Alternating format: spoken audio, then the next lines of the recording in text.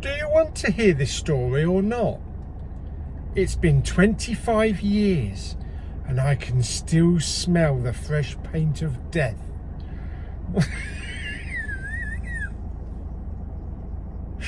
Oh dear.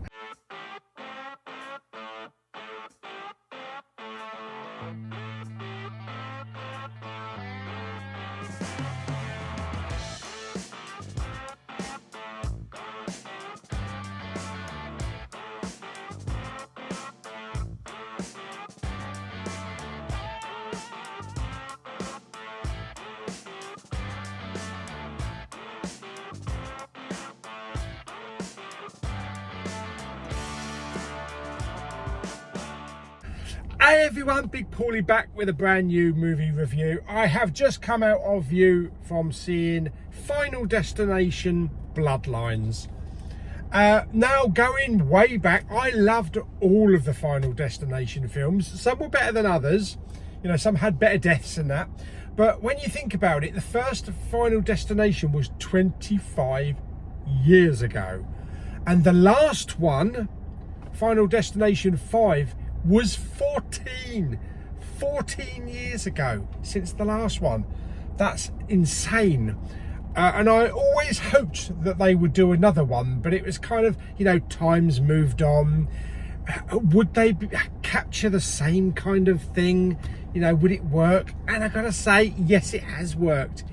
And I was really pleasantly surprised at the storyline in this and how everything was connected. Now, each of the Final Destination films has this massive accident, this massive premonition at the beginning. You know, we've had the airplane. What was that? That was number one. Number two was the highway, the freeway with the logs. That, I think, is my favourite. Third one was the roller coaster, which put a lot of people off theme parks for decades. And then I think, was it the suspension bridge? I think it was the suspension bridge. Oh no, it was the racetrack, wasn't it? It was the racetrack, and that was the one that was in 3D. And then it was the suspension bridge. Yeah, the 3D one. Obviously, that worked in 3D, but you can never get away from that because when you watch it in 2D, it's just shoving stuff right at you. Because they expect you to be watching it in 3D. So yeah, it really works in 3D, but 2D, no, it's a little bit dated. So the premonition for this film is a couple that are going to this big tall tower, to a restaurant. It's a bit like the Stratosphere Tower in Las Vegas. And of course, one thing leads to another, and there's all sorts of little things that happen that is familiar for any Final Destination fan. Whereas the previous films have been related to all of the people that survived the actual premonition who get killed off, this film goes down the bloodline. So the person that survived, later on, death comes after the family. After this young woman starts to get these dreams every night. She keeps dreaming about this big restaurant accident that happened, and she needs to piece together all the puzzles and work out who's going to die and try and prevent it if she can. Now, there were some really good death scenes in this one. I think two that kind of stood out for me were the barbecue scene and the hospital scene with the MRI machine. That was pure Final Destination.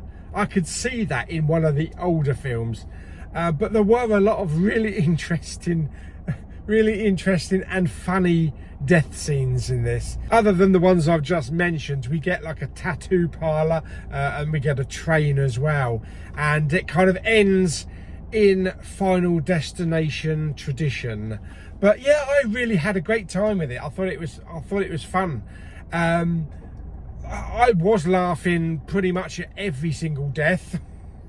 I don't know if that makes me morbid or if we just enjoy watching people die in gruesome ways. But I had a real good time with it. There may have been a few pacing issues here or there, but I really enjoyed it, and it was a fun addition to the Final Destination story. and it was a little nod to old Tony Todd as he made his final appearance, and it was great having that little scene in the film. So yeah, there we go. So that is my thoughts on Final Destination Bloodlines.